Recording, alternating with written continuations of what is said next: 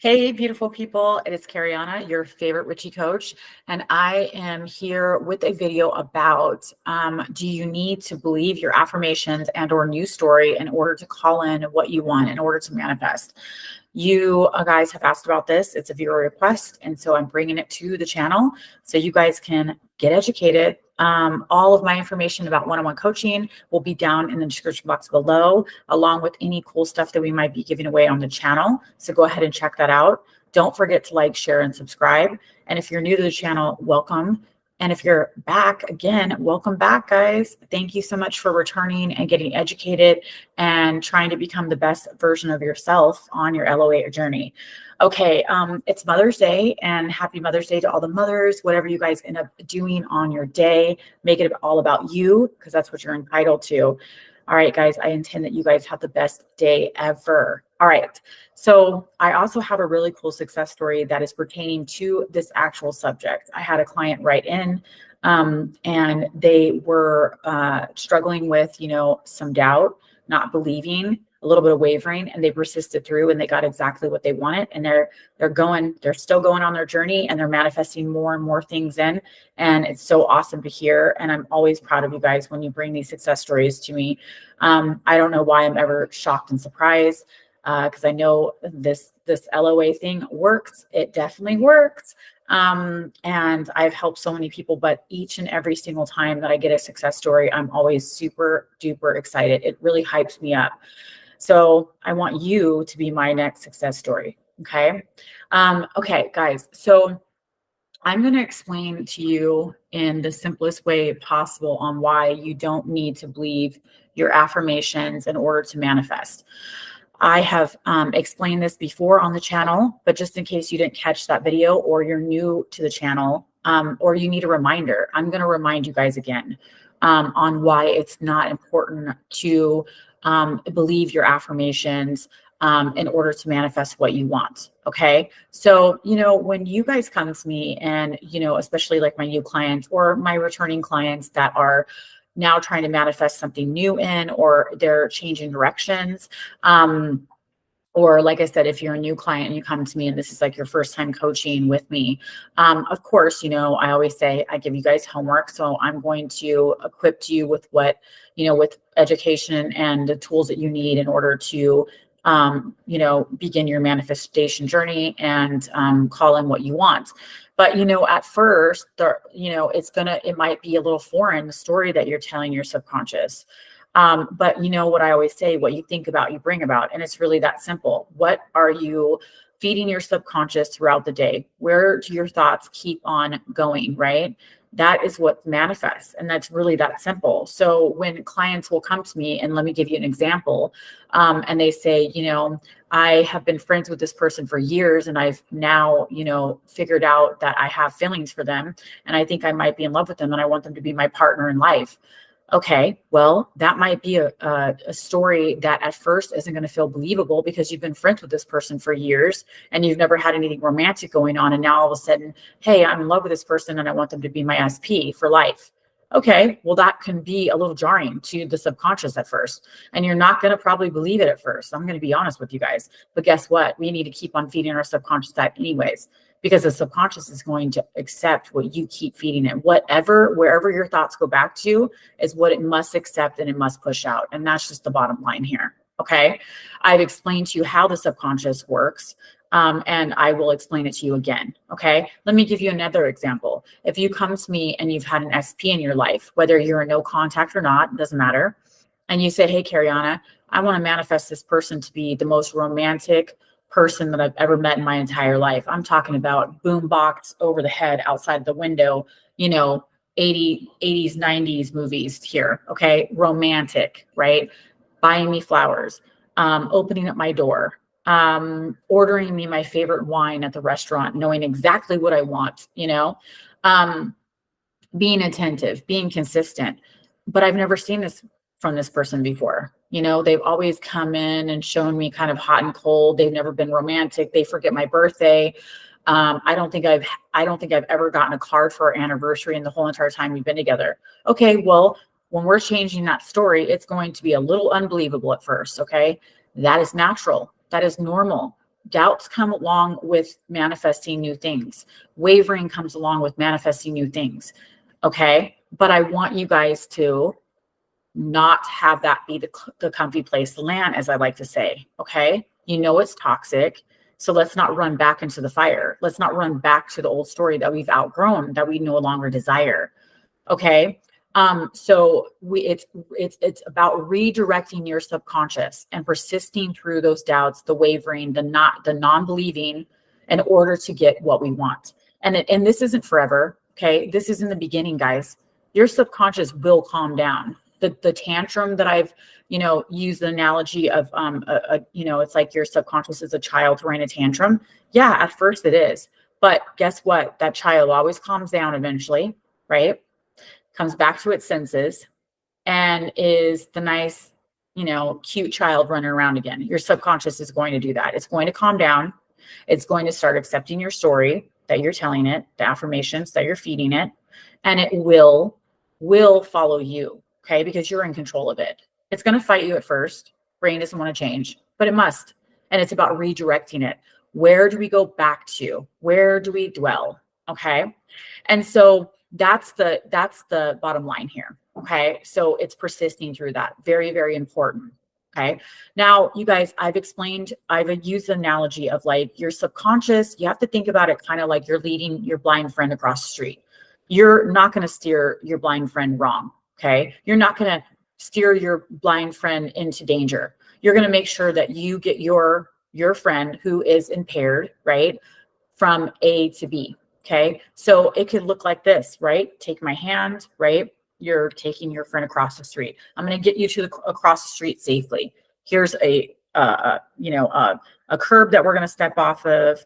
We're clear now. We're safe to go. Let's start walking. Okay. We have another curb that we need to step up on. Okay. Now we're safely across the street. Well, that's what you're doing to your subconscious. You're guiding it, okay, into the new story. And you're not going to steer it wrong as many times a day as you can catch those old thoughts, the old unfavorable thoughts, the old story, the thoughts that support the old story. You're going to catch those and you're going to flip them and you're going to guide your subconscious into the new story. Okay. And that's what you're doing. Because the thing is that your subconscious, the reason why I use the analogy about the blind friend is because your subconscious does not have eyes. It does not know fact from fiction, right from wrong, up and down. It just doesn't know it. You're feeding that to your subconscious. You're making the new story the right story. You're making the new story the only story that you're going to feed it, the only story that it must accept. Okay. And that's another reason why, us believing is not necessary. Okay. Now, is it the icing on the cake? Yeah, of course. It's going to make the transition a lot easier. It's going to make the transition a lot less triggering, a lot more manageable, right, for your subconscious, but it's not a must. Okay. And the reason why also is because the subconscious does not recognize emotions and feelings and the things that get brought up with it. So if you're doubting your story and you're sitting there going, I'm doubting my story. It's never going to happen. I'm never going to be the person who's lucky in love. I'm not going to get my friend to fall in love with me. There's no way. They only see me as this person. Okay. Well, then that's what your subconscious is going to accept. But if you're turning around and you're having those doubts and you catch them in those moments and you go, wait a minute, no, what am I talking about? Oh, I was just kidding about that. What was I thinking? Of course my friend is in love with me. Of course my friend sees me the way that I see them. Of course my friend is blinded by me and only attracted to me. Of course my friend falls in love with me each and every time, each and every day, each and every moment that they're around me. They fall in love with me more and more, right? We're always on the same page and we always have the same ideas of love together, right? I look at them and they look at me the same exact way. They're in love with me just as much as I'm in love with them. Okay, that's just an example, guys, but that's what you would be feeding your subconscious. Okay, you got to bring it back to that. So, believing is just absolutely not necessary. Now, I will say that, do I want you to walk around as much as you can throughout the day and act as if, think as if, embody the person that has what they want already? Absolutely. I've said that so many times, guys. I want you guys to immerse your subconscious in this new story as many times a day as you can. And I want you to think as if. I want you to act as if. I want you to be just, who would I be if I had this right now? And because manifesting from excitement, okay, from a calm confidence, from a, I know I'm excited because I know that this next thing that I want to experience is right around the corner. Living as if, in that excitement, as if it's going to happen any moment, because it can. Any second, I'm going to get my manifestation. I just know it. I know it's the next thing I'm going to experience, the only option. So being excited, right?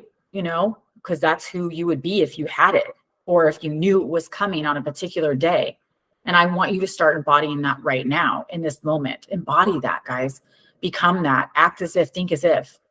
That is really, really the key here, is even if you don't believe it, still feed it to your subconscious and really, really try to come from, I know it's right around the corner. I know it's happening right now. I know it's all unfolding. I know it's all working in my favor. Okay, so I'm gonna read you guys the success story I talked about, because I intend that it's gonna reach you well, and you're gonna have a confidence boost from this, because this person is amazing. I say that about all of my clients and all my success stories, and I really do believe it, guys. Like, I'm so proud of you guys, and I love each and every one of you. And like I said, it doesn't matter how long I've been doing this for and how many thousands of people I've coached and helped, and I have success stories and all of these things. I still get so excited and so hyped up when I hear about these success stories. And that's why I bring them to the channel, because I'm just like, you guys all need to hear about this so you can be my next success story. Okay. So my client says, let's see. Hi, Kariana. I've done it. I've turned that corner you always talk about. I started coaching with you about 2 weeks ago. After our first session, I followed your instruction and did the homework you gave me, but didn't quite believe in my manifestation, in my affirmations / news story. I kept being strict with my mental diet, redirecting my mind back to favorable thoughts. Another thing you told me that stuck was to embody it before I become it. I always say that, guys. Well, I can say that I'm so, so happy I kept persisting through the doubt. I started seeing movement and positive changes in all areas of my life. Now that gave me the confidence boost I needed. Thanks for keeping me accountable in our sessions. After 2 weeks, I ran into my SP, and we've been talking ever since. Before this, I hadn't spoke to my SP in over 4 months.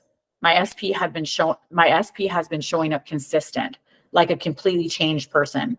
I can't wait to see all of the progress I make from here on. Next step is full commitment and moving in. I'm so beyond grateful to have you as my coach. Thank you so much, Kariana. Okay, so fun client to work with. You guys are all fun to work with. I say that every single time.